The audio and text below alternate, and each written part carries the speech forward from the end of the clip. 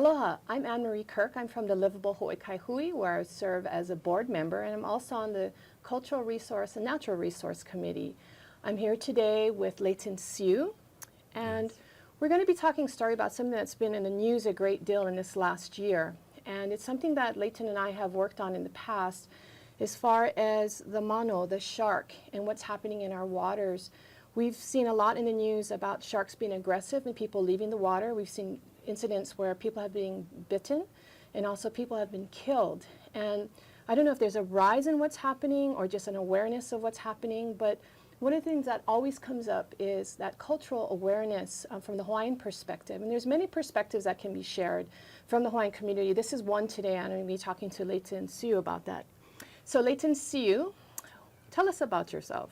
Aloha, aloha, and thank you for allowing me to be here to be part of this and to talk about Mano. For me, I'm fortunate because I was born and raised in Waiau, and at that time, the tallest building on Oahu, I think, was Aloha Tower. So, you know we're country. Yeah. And we had to dial 9 to call Kanue or Kailua. But anyway, my father's a fisherman, a good fisherman. Mm-hmm. He was Hanai by Kealoha. On his birth certificate, father unknown, and his mother's Chinese, and his mother's 17 then. And on my mother's side, we come from the Keoloha. And my father, through Kealoha, learned how to fish very well. Mm-hmm. And so he took me to the ocean, and we surfed, we paddled canoe, we did everything. But what I learned from him a lot was Mano. Mm-hmm. And for me, being in the ocean, then I was able to attend Kamehameha schools, and then I was fortunate enough that Kamehameha schools had guided me to Moana. I became a merchant mariner. Mm-hmm. I went to sea when I was 18 years old. I first saw Moko Mana Mana in December 1968 for the recovery of the Apollo 8 shot, and I was 19 then. Wow! So there was a lot of marine life then, and birds. But okay, so I spent 20 years going to sea, and I worked myself up from wiper to fireman, bartender, oiler, third engineer, second, first, and chief engineer. Then I became the regional port engineer for Matson Navigation. Mm-hmm. And a lot of this was helped through the kupuna too. Mm-hmm. And I had people push me on, like Captain Norman Pianaya, Dave Lyman, all the waterfront rats. And those guys were real kanioke kai. They knew the ocean. And so that puts me into growing up and learning more about the ocean. I sailed all Polynesia, and I also sailed from Alaska to South America up to the Panama Canal, all up to Nova Scotia, Finland. So I've seen a lot of ocean. Now, when you say sail, are we talking like a Western style boat or like the Hokulea, or what are you talking about? I'm talking about U.S. merchant marine ships, okay. like Matson ships. Okay, the big ships. Yeah, the big ships. And I sailed with Shell Oil, U.S. Lines, and of course I spent 36 years with Matson. Being there and got to know sailors like Dave Lyman and Norman Pianaya, and then I got acquainted to know the Hokulea, and then I got acquainted to know Mano. There's I seen Mano since I was a child when we go fishing. I seen them in schools at the entrance of the Panama Canal. I saw them in Japan. Mm-hmm. I mean, in Tahiti, and you see them all around, and you ask yourself why. Why does Mano recognizes you, or you recognize Mano? Okay, now again, for those watching, Mano, when we hear Mano, we're talking about sharks. Yes. That's the Hawaiian name for sharks. So you grew up, well, what I got from, thank you so much for sharing your history, because what we got from that is a balance of what you learned from that Western side of being in the ocean, but also the cultural perspective from your father, who you learned from Kealoha. And so you have actually a really incredible balance of these two different sides of understanding the ocean. Now, when we talk about Mano, when we talk about the sharks, especially in this last year or two, we've seen a rise of it being in the news and more incidents with the Mano and people's levels of fear arising in the water, which is completely understandable. Yeah. But when you and I talked about having this discussion, one of the things we talked about is people understanding it from a cultural perspective and then having respect for the Mano, and maybe that'll help ease people's fears in the water. When we talk about Mano, one thing that comes up, you hear a Hawaiian family say, that's our family Aumakua. But when we say Aumakua, actually that story goes back further. And you wanted to start with sort of the beginning of the understanding of Aumakua and Akua. Can you share with us what that is? Yes, you know, the average person who lives in Hawaii or born in Hawaii, and even Hawaiians themselves and a lot of visitors, they don't do any history. They don't study. They don't go back. And because Akua Hawaii, before anyone was around here, we had the Kumulipu and Po'ele. And from there, the descendants was Papahanamoku and Waikea. And from that became Hawaii, the island of Hawaii, and then Maui, and then Koho'olawe, which everybody knows, if you're a practitioner, it's Kanaloa. And I'll always come back to that. And then after that, then Waikea and Ka'ula and Waikea and Papanamoku was like husband and wife. And then Waikea found himself a girlfriend. And so that was Ka'ula. And then Lanai, they call it Lanai I Ka'ula. That was born. Lanai was born. And then he had another girlfriend who was Hina. That's how you get Molokainua Hina. Oh, okay. You see, and then she got jealous of what her true love was doing. So Papanamoku had a child with Lua, and they call it Oahu Alua. And then she came back to both of them, but they were so infectious with each other. And this is all in the Kumulipu. Which is the creation chant. That's right, the creation chant. And so Papanamoku and Waikea, they have finally have a wahine. And her name was Ho'oku Ukalani. And then after that, then they had their firstborn son together. And he was a stillborn. And that stillborn was a taro. So when they had agreed to put him into the aina, it put in the software and it got water and became our life. He became taro. And then the second son they had that was Haloa. And Haloa was a caretaker. He took care of everything and everybody. He had aloha. He was very intelligent and looked over everything, made sure everything was proper. And then things came along, then you had Kaniku, Kanalo, and Lono. They became presents. And from then, the greatest of the Hawaiian gods for childbirth was Haumea. And from Haumea, that's when we came to Mano Aumakua. She gave her first child was to Kamo'ali'i. And from then on, that's when that's the beginning of Mano. From Haumea. From Haumea. So thank you so much, because we can see from the creation chant how this comes down to Haumea, and then we get to Mano. Correct. So what's next? Well, what happens from Kamo'ali'i,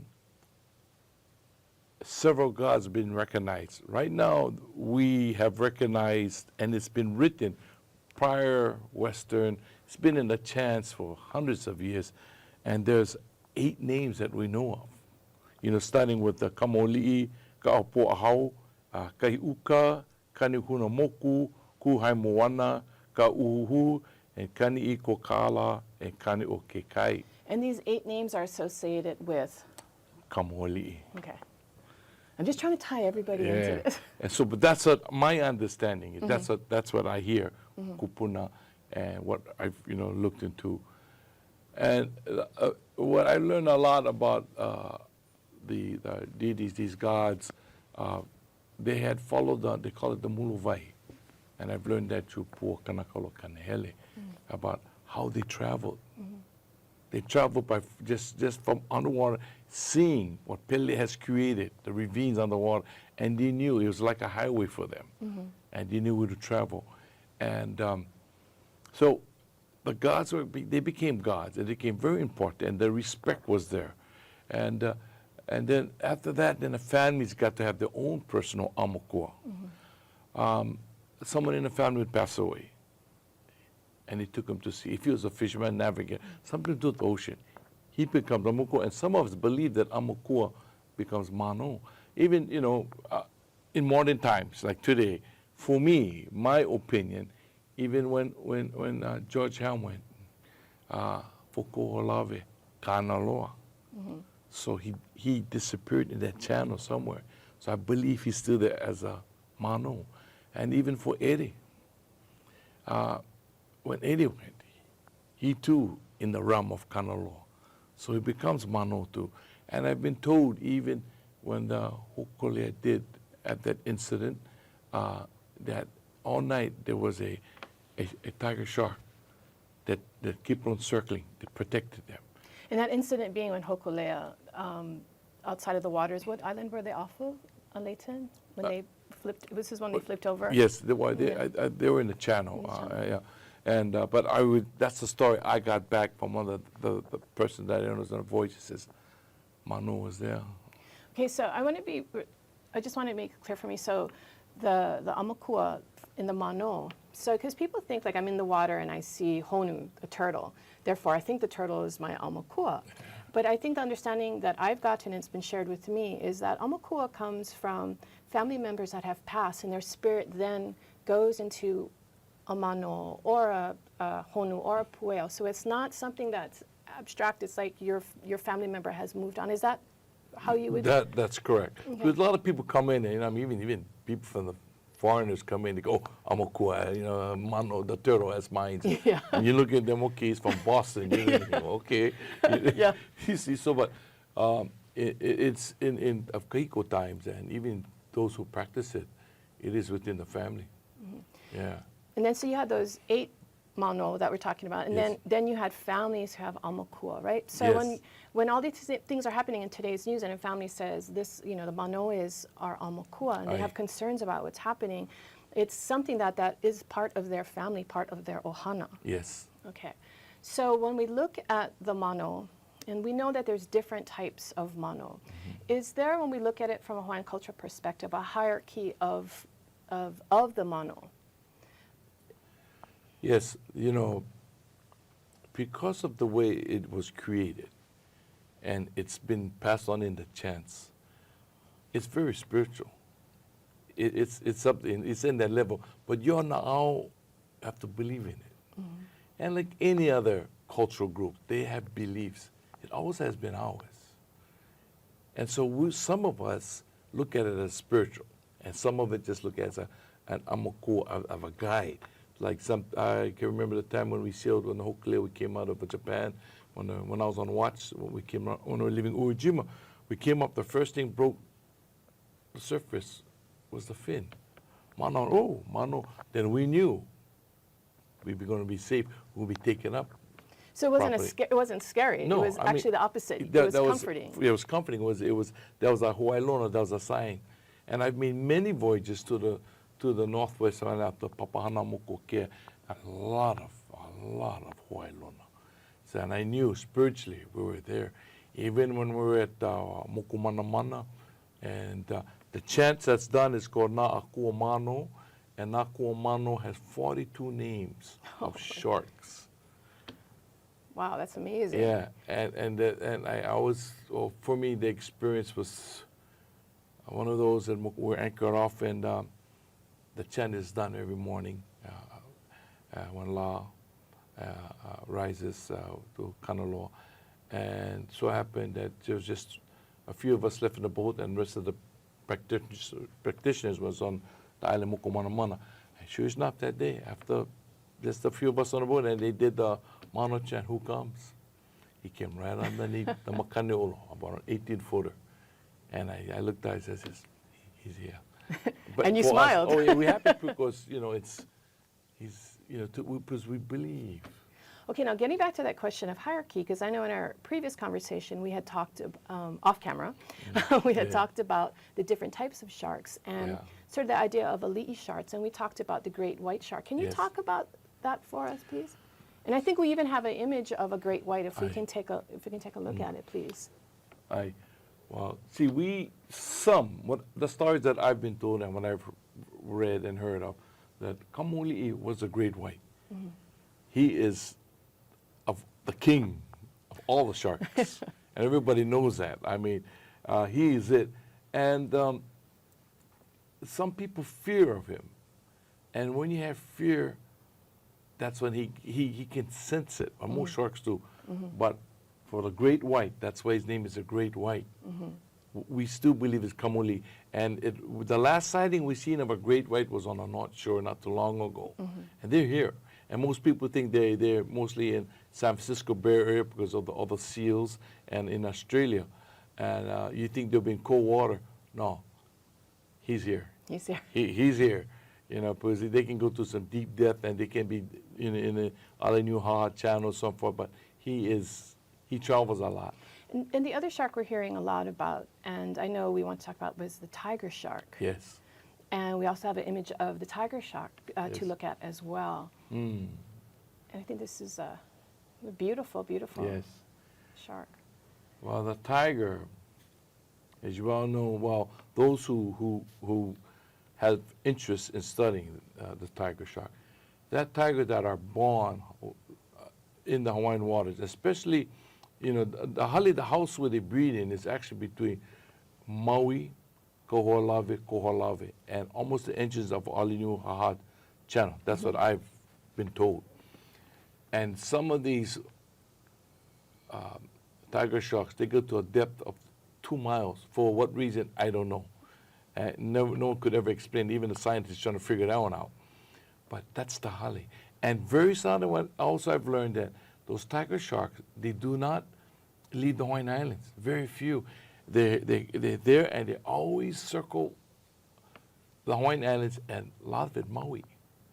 And they've come across some up Papanaumoku, but then you see them up Ni'ihau, but you see most of them on the North Shore of Oahu or on Maui and Koho'olawe. And that's where the house is. And I can remember too, go back in the 50s when they were using cattle, because there's so many sharks on the I think that was on the west side of the Big Island, and they were putting live cattle in the water to attract the tiger sharks, and they was culling it then. And Yikes! Well, that's one of the conversations we're talking about later, is that idea people have talked about culling the mano. Yeah. But I wanted to again talk about that cultural significance of the sharks, because these are stories of mano. These are stories that go down through generation after generation, and that feeling of that attachment to the mano. And you know, as we look at what's happened in the last couple of years in the waters with mano, we also see a lot of incidents taking place off of Maui. And it makes sense. Can you expand on that? Yeah, well, for our understanding, what's been happening is a Hawaiian, it's a sign. Mother Nature's telling us something. Something is definitely wrong. And, you know, our kupuna had known that from the very beginning. We're always looking for Hawaiian, we're always looking for signs, if there's any change in something. And particularly this time, because I've never heard of this many attacks. And even when we were kids, I've never heard of it. We've seen them in the water, but it didn't bother us. But first time, you know, I'm climbing up in ages, and I've never heard of.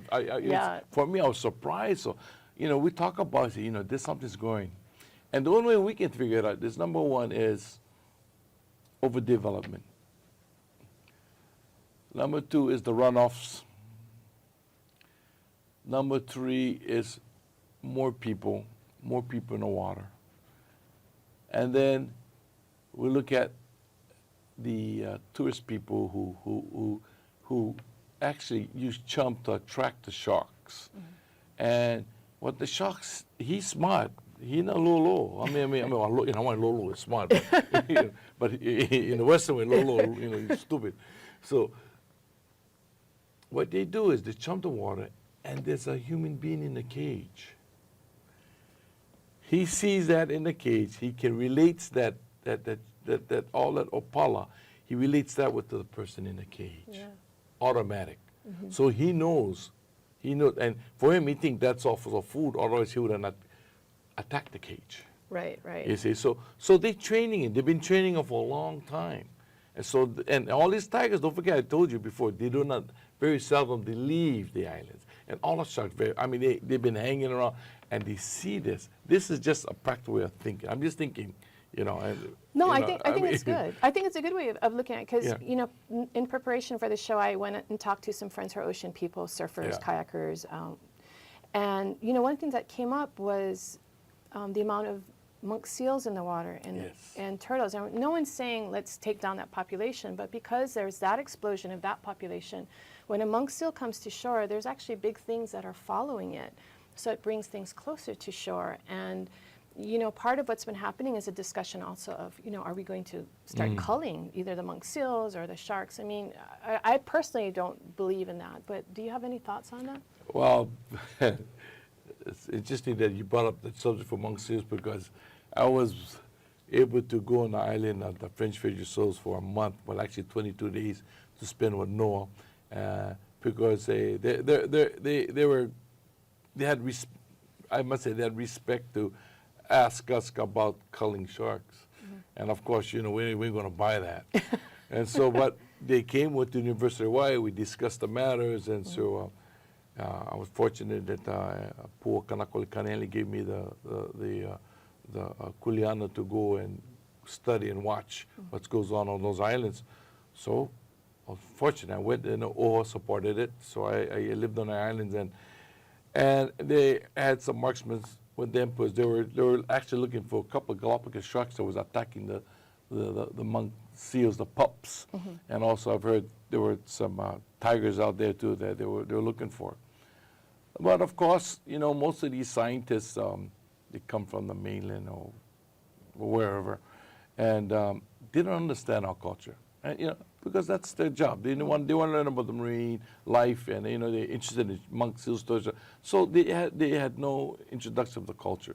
So what I did the first day we got there, we did Mano chant. I gave them a piece of the chant, and so they knew, so they have an idea. And the amazing thing, that whole trip, not one shark showed up. So there was maybe they heard, you know, but they did call after a while, and